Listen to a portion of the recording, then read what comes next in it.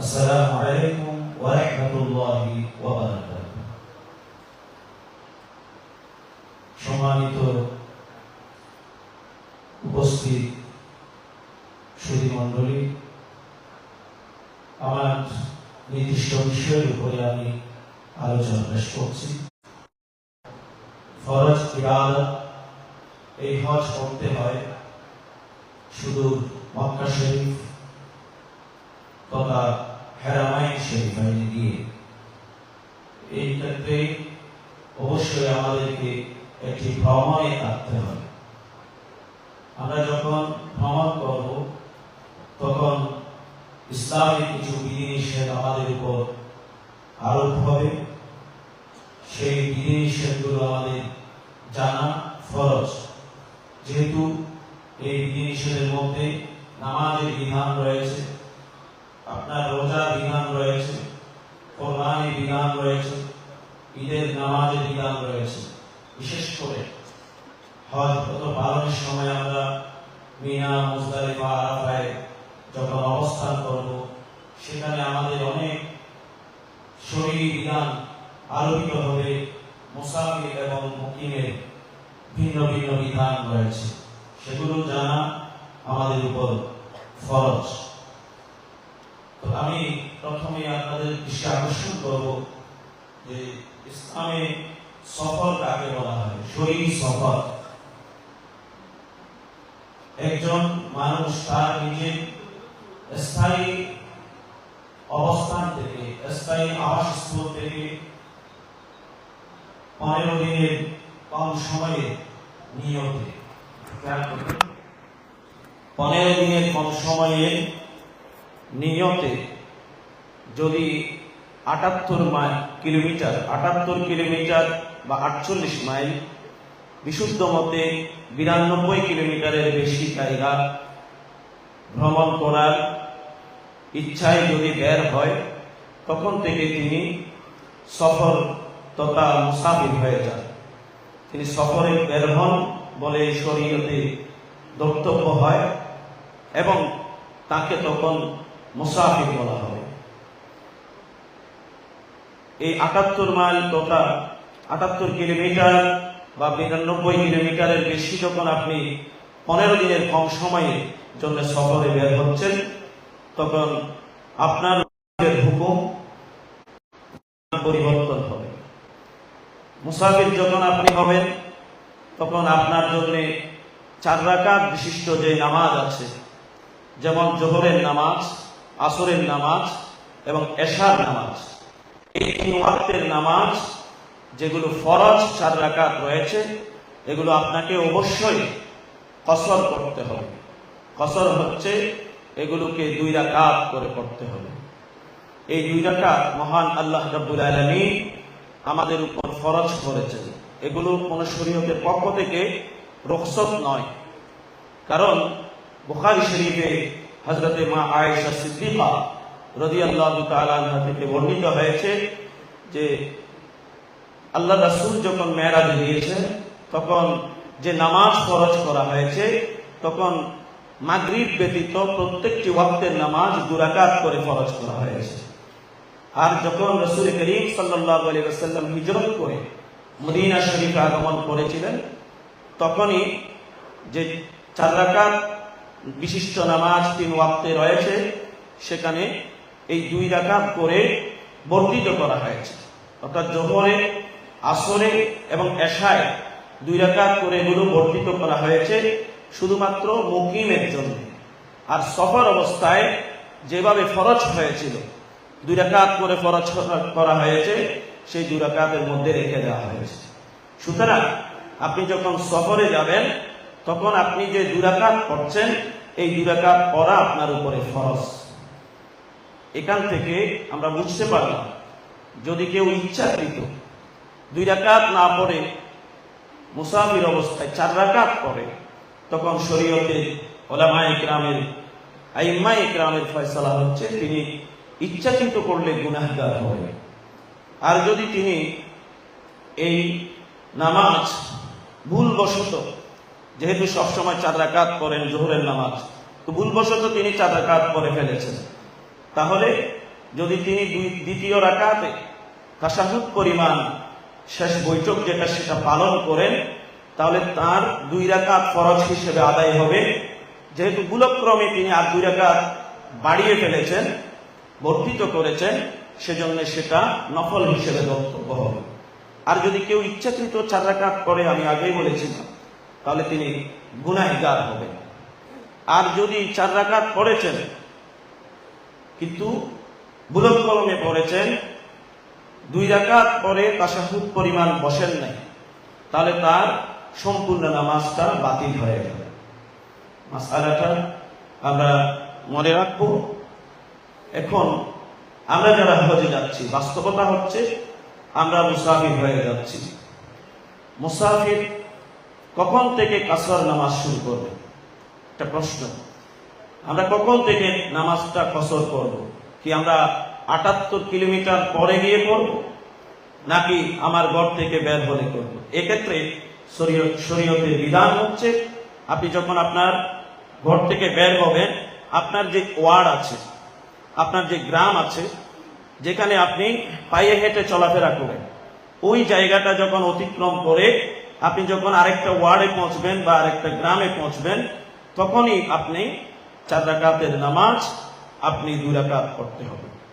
অর্থাৎ আমরা এখানে এই লেডিস ক্লাব ইস্কাটন এখান থেকে আমরা যদি এই এলাকাটা পার হয়ে যায়, আমাদের আবাসস্থলটা পার হয়ে যায়, পিছনে রেখে আসি, তার প্রত্যেকে এয়ারপোর্টে মনে করেন আপনি গেলেন, এয়ারপোর্ট থেকে আপনি 4 রাকাত এই 2 রাকাত করে পড়তে হবে। এক্ষেত্রে 78 কিলোমিটার পরে গিয়ে পড়বেন সেরকম কিন্তু নয়।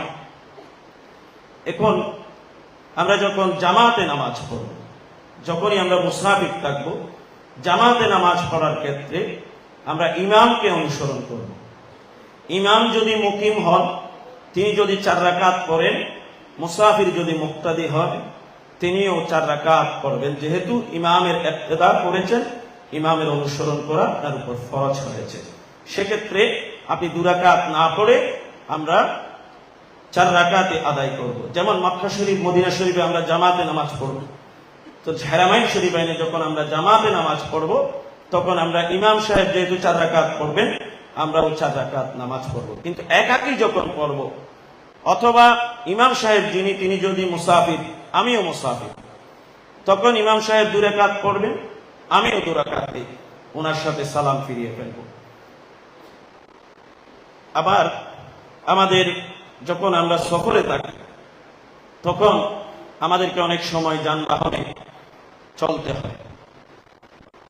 এক্ষেত্রে আমরা যানবাহনে যখন থাকবো, বিশেষ করে বাসে আমাদের ভ্রমণ হবে, বিমানে আমাদের ভ্রমণ হবে, ট্রেনেও অনেক সময় ভ্রমণ হয়। তো বাসে ভ্রমণ করলে আমাদের নামাজের ওয়াক্ত যখন হয়ে যাবে, তখন আমরা বাসের মধ্যে নামাজ আদায় করতে পারব। সেটা আমরা মুসাফির হলেও মুকিম হলেও আমাদের নামাজের ওয়াক্ত যখন বাসের মধ্যে হবে, আমাকে দেখতে হবে যে আমি বাস থেকে নামতে কত সময় লাগবে। যদি এত সময়ের ভিতরে আমার ওয়াক্ত না থাকে, তাহলে আমাকে বাস থামাতে চেষ্টা করতে হবে ওয়াক্তের ভিতরে কোন একটা মসজিদে, নামাজের স্থানে। যদি সেটা আমার দ্বারা সম্ভব না হয়, তাহলে আমি বাসের সিটেই নামাজ আদায় করব। বাসের সিটে যদি আপনার ওযু না থাকে, বাসের মধ্যে যে ধুলোবালি আছে, সেখানেও আপনি হাত রেখে আপনি তায়াম্মুম করে নেবেন। তায়াম্মুম করে আপনি সেখানে বাসের সিটে নামাজ আদায় করতে পারবেন। ট্রেনের সিটে বসে আপনি নামাজ আদায় করতে পারবেন। এক্ষেত্রে আপনি চেষ্টা করবেন যখন কেবলামুখী থাকে তখন আপনি নিয়ত করার জন্য, আর কেবলামুখী হওয়া সম্ভবপর নয়, এক্ষেত্রেও আপনাকে নামাজ আদায় করতে হবে কেবলা যেদিকেই হোক। আরেকটি মাসআলা এখানে খেয়াল রাখতে হবে, সেটি হচ্ছে এই আপনি বাসে যে নামাজটা আদায় করেছেন বা ট্রেনে যে নামাজটা আদায় করেছেন, স্থলভাগের যানবাহনে যে নামাজটা আপনি আদায় করেছেন সিটে বসে, সেক্ষেত্রে আপনাকে সেই নামাজটা আবার বাসায় গিয়ে আদায় করতে হবে। এক্ষেত্রে আপনি কাজা করেন নাই বলে ধর্তব্য হবে, আপনার নামাজটা কাজা হবে না। আপনি সেটা বাসের সিটে আদায় করেছেন ওয়াক্তের সম্মানে, যখন আপনি অক্তকে আপনি তাজিম করেছেন বলে ধরা হবে, আর যখন আপনি বাসায় যাবেন তখন সেই নামাজটা আবারও আদায় করতে হবে। এই মাসআলাটা আমরা খেয়াল রাখবো। বিমানে যখন আমরা নামাজের টাইম হয়ে যাবে, ওয়াক্ত হয়ে যাবে, বিমান যখন ল্যান্ড করবে ততক্ষণে আমাদের ওয়াক্ত চলে যাবে, সেক্ষেত্রে আমরা বিমানের সিটে বসে নামাজ আদায় করব। বিমানের মধ্যে কাঁচা একটা ইট দেওয়া হয় মাটির, সেই কাঁচা মাটিতে আমরা তায়াম্মুম করব, তায়াম্মুম করে নামাজটা ওখানে আদায় করব। এক্ষেত্রে আবার ওই মাসালাটা ভিন্ন, যে এই বিমানে যে নামাজ হবে অর্থাৎ আকাশপথের বাহনে যে নামাজটা আপনি পড়েছেন সেটা আপনাকে বাসায় গিয়ে আর পড়তে হবে না। এই বিষয়টা আমরা ক্লিয়ারলি আরো একটু যদি বোঝার থাকে আমাদেরকে জিজ্ঞেস করতে পারবেন। আপনারা আপনাদের সাথে সর্বদা সব সময় আমি নিজে এবং আমাদের অভিজ্ঞ মুআল্লিমিনে কেরাম সেখানে আপনাদের সব সময় পাশে থাকবেন। এবার আরেকটি মাসআলা হচ্ছে যে আমরা যখনই 15 দিনের কম সময়ের জন্য নিয়ত করছি তখনই আমরা কি হচ্ছে, মুসাফির হচ্ছি। কিন্তু আমরা অনেকেই যাচ্ছি, আমরা 15 দিনের বেশি সময় থাকবো। 15 দিনের বেশি সময় যারা থাকবেন আপনারা হয়ে যাবেন মুকিম। এক্ষেত্রে আপনার শহরের ভিন্নতা দেখতে হবে। আপনি যখন যেই শহরে যাচ্ছেন, যেমন আমাদের একটি গ্রুপ যাবে 3 তারিখ, মে মাসের 3 তারিখে যে গ্রুপটি যাচ্ছে তারা প্রথমে যাবেন মদিনা শরীফে। তো মদিনা শরীফে তারা থাকবেন 8 দিনের জন্য। এই জন্য তারা মদিনা শরীফে মুসাফির হবে, যেহেতু তারা মদিনা শরীফে যাচ্ছেন 8 দিনের জন্য। আবার মদিনা শরীফ থেকে তারা আবার সফর করে যাবেন মক্কা শরীফে। সেখানে কিন্তু মক্কা শরীফে যখন যাচ্ছেন তখন তারা মক্কা শরীফে যাবেন 12 তারিখে। একটু খেয়াল করবেন, গুরুত্বপূর্ণ মাসআলা, যে তারা মদিনা শরীফ থেকে মক্কা শরীফে যাচ্ছেন 12 তারিখে। তারা সেখান থেকে আবার মিনা শহরে যাবেন। মিনা একটা আলাদা শহর, সে মিনাতে যাবেন হজ করার জন্য আপনার জুনের 4 তারিখে। তাহলে 12 থেকে 4 তারিখ প্রায় 21-22 দিনের একটা ডিউরেশন তাদেরকে থাকতে হচ্ছে মক্কা শরীফে একটানা। এই ক্ষেত্রে তারা মদিনা শরীফে মুসাফির থাকবেন। কিন্তু মদিনা শরীফ থেকে যখন তারা মক্কা শরীফে যাচ্ছেন তখন যাওয়ার পর থেকে শুরু করে ওখানে মক্কা শরীফে একটানা যতদিন থাকছেন 22 দিন, তারা কিন্তু মুকিম হয়ে যাবে। তো মুকিম যখন হবেন তারা মুসাফিরের মতো নামাজ আদায় করবেন না, তারা মুকিমের মতো বাড়িতে যেভাবে নামাজ আদায় করেন সেভাবে নামাজ আদায় করবেন। কিন্তু আপনি যদি মক্কা শরীফে 14 দিন থাকেন, অনেকের ডিউরেশন 14 দিন থাকবে, 12 দিন থাকবেন, তাহলে আপনার জন্য আপনি মুসাফিরে থাকবেন। মদিনা শরীফে 8 দিন থাকবেন, মুসাফির থাকবেন। মদিনা শরীফ মক্কা শরীফ উভয়টা মিলিয়ে যতদিনই হোক না কেন, কিন্তু আপনাকে দেখতে হবে এক শহরে একটানা আপনি কতদিন থাকতেছেন। এক শহরে একটানা আপনি কতদিন থাকতেছেন। আপনারা যখন মক্কা শরীফ থেকে মিনায় যাব, মিনাতে যখন যাব, আমরা যারা মুসাফির ছিলাম তারা তো অবশ্যই আমরা মুসাফির, আর যারা মক্কা শরীফে মুকিম হিসেবে মিনাতে যাচ্ছি তাদের ক্ষেত্রে এখানে একটা মাসআলা আপনারা খেয়াল করবেন, যে তারা মিনাতে, মুজদালিফায়, আরাফায় তারা সবাই মুসাফির হিসেবে ইবাদত বন্দেগী নামাজ আদায় করতে পারবেন। কিন্তু কেউ যদি চান, যেহেতু আমি মুকিম ছিলাম মক্কা শরীফে, আমি মিনাতে মুকিম হয়ে নামাজ আদায় করব, 4 রাকাত আদায় করব, এরকম একটি ওলামায়ে কেরামের মত রয়েছে। বিশেষ করে হানাফি মাযহাবের একটা অভিমত আছে যে মক্কা শরীফে যিনি মুকিম ছিলেন তিনি মিনাতে আসলে মুকিম হিসেবেও পড়তে পারবেন, মুসাফির হিসেবেও পড়তে পারবেন।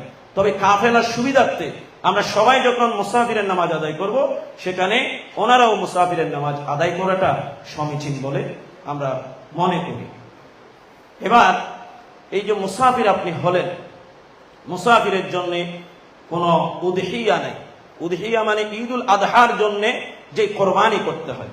ঈদুল আদহার জন্য আপনি বাড়িতে থাকলে, আপনি যেহেতু সামর্থ্যবান, তখন আপনার উপরে একটা কোরবানি আদায় করা ইব্রাহিম আলাইহিস সালামের সুন্নাত, আমাদের নবীজির সুন্নাত হিসেবে আপনার উপর ওয়াজিব। কিন্তু সেই ওয়াজিবটা মুসাফির যখন আপনি হবেন তখন সে ওয়াজিব কাজটা আপনার উপর থাকবে না, ওয়াজিব থাকবে না। কিন্তু আপনি মুস্তাহাব হিসেবে একজন হাজি আল্লাহ নবী ইব্রাহিম আলাইহিস সালাম যেখানে কোরবানি দিয়েছেন সেখানে আপনি একটি চাইলে কোরবানি করতে পারেন, যদিও বা আপনি মুসাফির।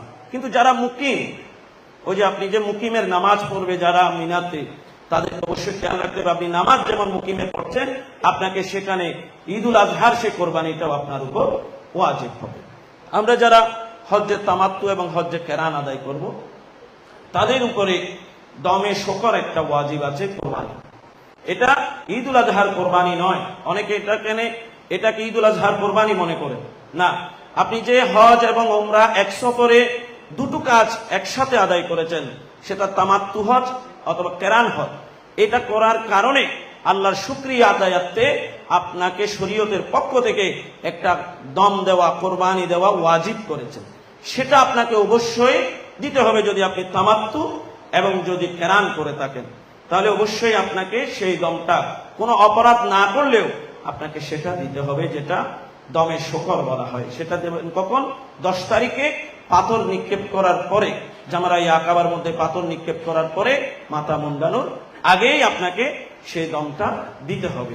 তাহলে এখন আপনি যদি মুকিম থাকেন, একটা ঈদুল আজহার কোরবানি সেটা আপনি বাড়িতেও করতে পারেন, যেখানে সেখানে আপনি করাতে পারেন। আর যেটা দমে শকর, এটা অবশ্যই হেরামের মধ্যে হতে হবে, এটা মিনাই হতে হবে অথবা মক্কা শরীফে হতে হবে। এই দমে শকর অবশ্যই ওয়াজিব, এবং মুকিম হলে ঈদুল আজহার কোরবানিটা ওয়াজিব, আর মুসাফির হলে তার জন্য ওয়াজিব নয়, মুস্তাহাব হিসেবে করলে তিনি অশেষ সওয়াবের ভাগীদার হবেন। আমি সময় আর দীর্ঘায়িত করছি না। আপনাদের এই বিষয়গুলোর উপরে যদি আপনাদের কোনো আরো জানার ইচ্ছা থাকে, আমরা তো আপনাদের সাথে সফরে সাথে থাকবো ইনশাআল্লাহ।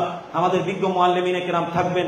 বিশেষ করে এখানে একটি প্রশ্নোত্তর পর্বে শিডিউল রাখা হয়েছে, শিডিউলের মধ্যে সে প্রশ্নোত্তর পর্বে আপনারা আরো জানার বিষয়গুলো নোট করে রাখলে আপনারা সেগুলো বিস্তারিত জানতে পারবেন।